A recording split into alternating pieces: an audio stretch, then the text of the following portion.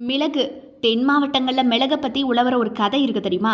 பாண்டிய நாட்டு வியாபாரிகள் நம்முடைய நாட்டு மிளகு கொடிகளை அறுத்துட்டு போயிருக்காங்களாம் அப்படின்னு காவல்காரர்கள் திருவனந்தபுரத்து மன்னர்கிட்ட முறையிடுறாங்க.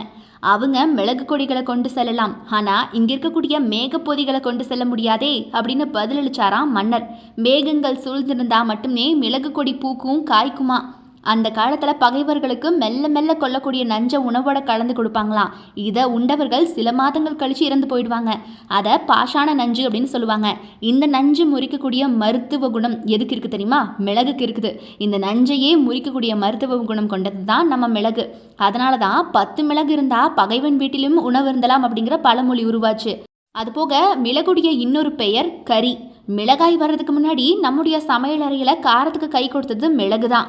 அதனால தான் காரம் சேர்த்து சமைத்த காய்கறி சமையலுக்கெல்லாம் கறி அப்படிங்கிற பேர் சூட்டுனாங்களாம். அதாவது முன்னோர்கள் பார்த்தீங்கன்னா காய்கறியை கறி செஞ்சிட்டியா அப்படின்னு கேட்பாங்க இல்லையா? அதுக்கு முக்கியமாக பார்த்தீங்கன்னா இந்த மிளகு தான் காரணம்னு சொல்கிறாங்க. சீசர் ரோமாபுரியை ஆண்டு கொண்டிருந்த போது தங்கம் கொடுத்து மிளகை வாங்கியிருக்கிறாராம்.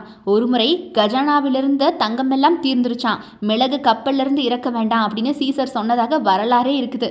அதாவது கஜானாக்கும் தங்கத்துக்கும் ஈடாக அந்த மிளகை பார்த்துருக்குறாங்க. மிளகை காயா பறித்து பதப்படுத்தினா அது கருப்பு மிளகு.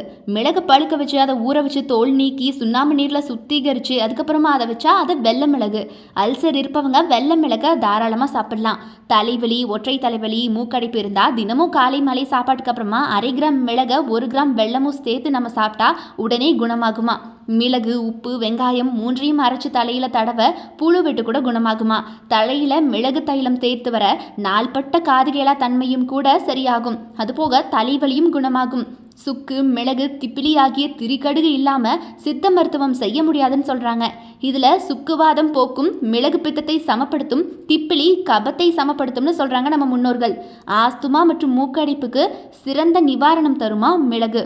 அதே போல் வேலிப்பருத்தி சாற்றில் மிளகை ஊற வச்சு காய வச்சு பொடி செஞ்சு அடிக்கடி சளி பிடிக்கும் குழந்தைகளுக்கு மருந்தாக கொடுப்பாங்களாம். இந்த பழக்கம் இன்றைக்கும் கூட பல கிராமங்களில் இருக்குது.